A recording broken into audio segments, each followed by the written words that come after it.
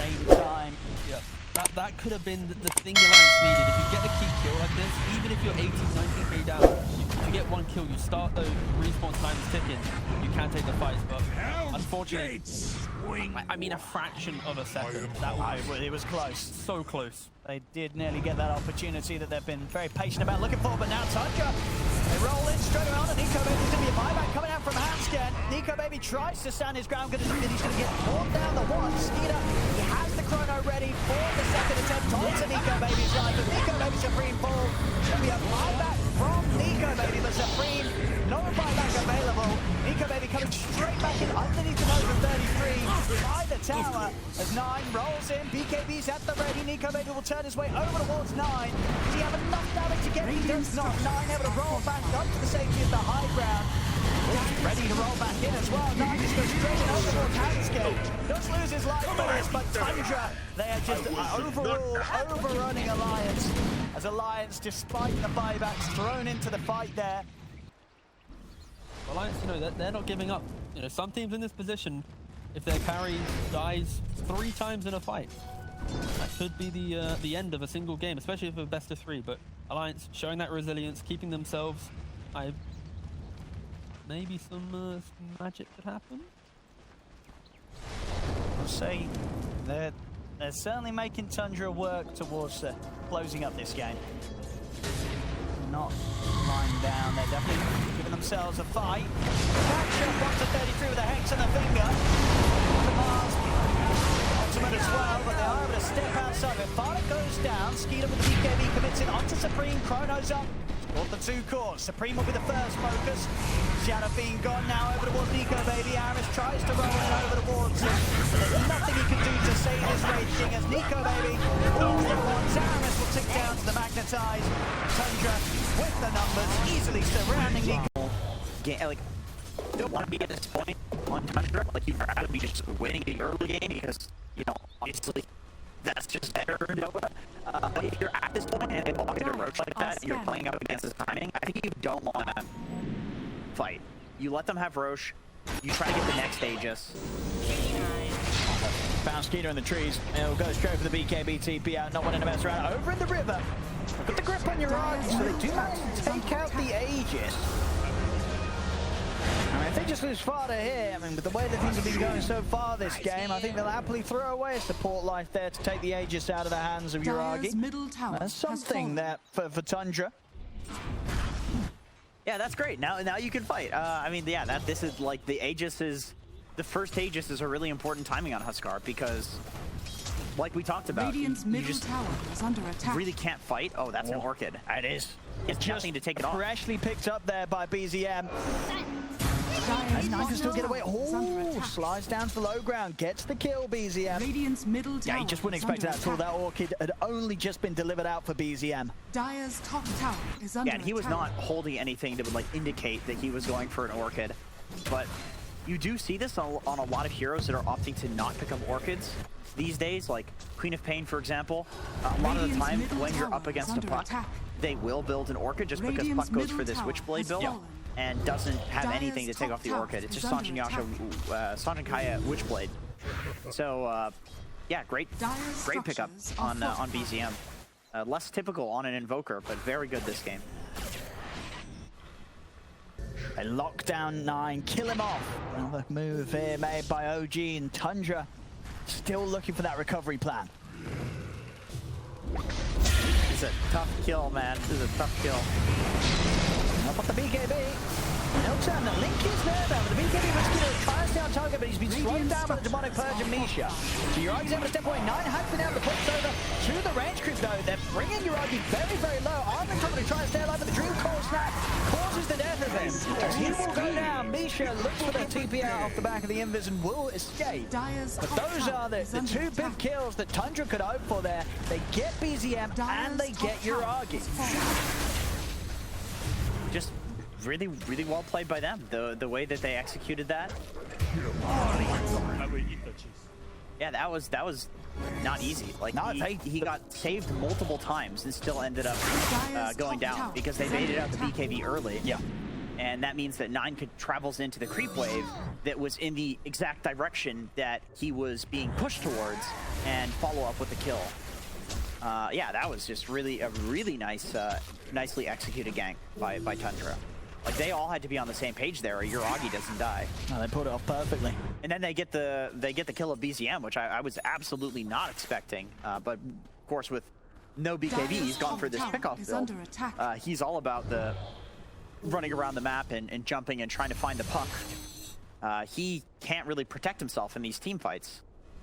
He's about killing people, not saving himself from being killed. I'll see it again here. I mean, to start the fight, you know, as you said, as we fight, you know, you see this going on Yuragi, like, this man's not going to die, he's got a BKB, but of course, Skeeter, so does he. Able to steal a fair bit of damage. The Purge, as I said, slowing down Skeeter so he could close in, but that TP over from 9, of course, using the fortification as well to make sure they couldn't kill the creeps and stop him from coming in. It just wraps around them completely and shuts out any form of escape that OG were trying for. Did somebody force BZM out of the coil? I think he just snapped he may have just snapped the coil. Or was it himself? I think he may have snapped it himself. Maybe he was hoping for some sort of disruption or yeah, like come a out. disruption save, something like that. Yeah. Which is, once again, just a testament to Tundra taking a really good fight. They create that like chaos scenario with the Darkseer kind of going in there and fishing, knowing that he can probably get out anyway. And then all of a sudden you have these supports that are not close enough to save. They run towards the creep wave, and like, they created the opportunity for themselves to get those kills. The opportunity wasn't really there in the first place. They were just kind of fishing, and then it was presented to them by how things turned out. Snaking. Ooh, the 3-man content of the 3-man backing down the low ground. The BKB's come out from OG, but already they're in with the link building up on Yuragi. Yuragi just getting permanently knocked down. Fada is able to reach him with the beast. Wasn't enough to kill him though. Yuragi does finally die. I mean, a whole duration of that fight there where he was locked down. 33 will jump back in with another one punch onto BZM. A fair bit of damage was built up. They still bring down the Razor, but it's 3 dead on OG. They're having to run as Tundra, they're looking to chase down the rest of them. Mark turns the goes for a few, but the silence is out. 4 dead on OG. Nightmare set up from Fada.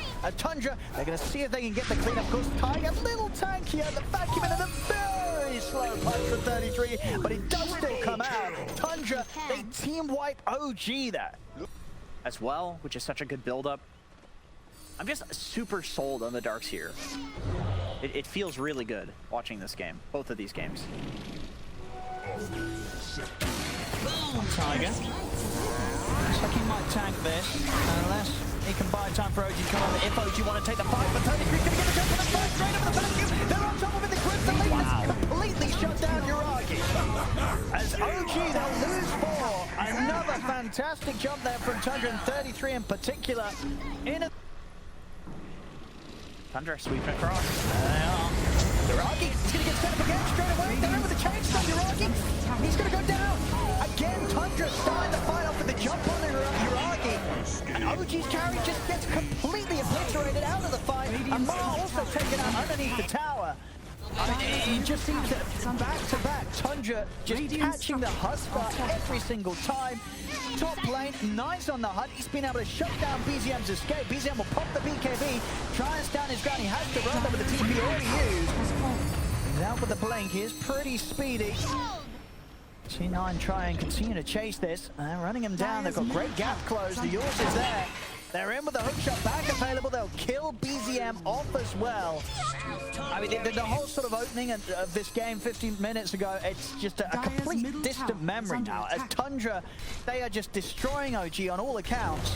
As OG, they just weren't able to really pull anything together after that start they had, where BZM and Yuragi got incredibly farmed. I mean, this Husker is getting completely handled by Tundra. Yeah, it kind of started with that play by the Roche bit, where they're able to take his Aegis, and then in every fight after that, Tundra has just been executing flawlessly. Some of the fights have been easier than others, like that one in the mid lane where Snaking does the beautiful, like, not using hookshot and only going in the backliner play. Like, that is much harder than what we just saw, which is 33. He orchided SD there while they focus Yuragi. I mean, it's still something that's more than just, hey, we need to focus this one guy in team fights, because the fights are not that simple in this game. Like, there's multiple heroes you have to go on. There's multiple layers to it, which is always so impressive to watch teams figure out how to come back by what are these layers, who do we need to focus, who uses what spell on who.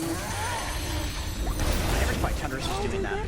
I mean, seeing sort of OG just losing control of this game from the early stage. I mean, how on earth do they regain any sort of control? They're now down 12k.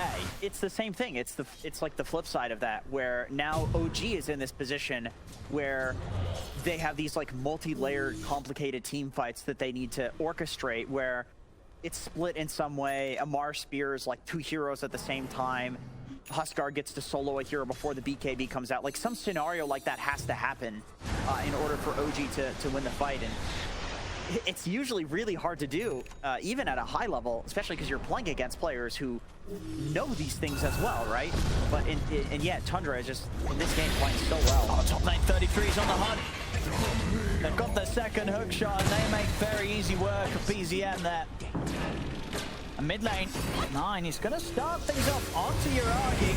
The Lynx, I mean, Yuragi, is he just dead? I mean, Misha's going to try and protect him with a disruption, but the Lynx is building up. The BKB will come out for Yuragi, but Barda's got the grip ready. Knocks him down, 33 is skidded, they've got the damage. Yuragi's out again for 80 seconds. Tundra chasing OG up to the high ground. No Huskar to play with here, as Yuragi was just unable this game to really ever have an impact from the mid-game onwards. The carry Huskar not working out. Not for OG this time round. GG is called as Tundra, they'll take game 2 this series, all theirs, 2-0 against OG. After we had a very impressive stomping game 1, and then just the control and the mid-game calls from them this game.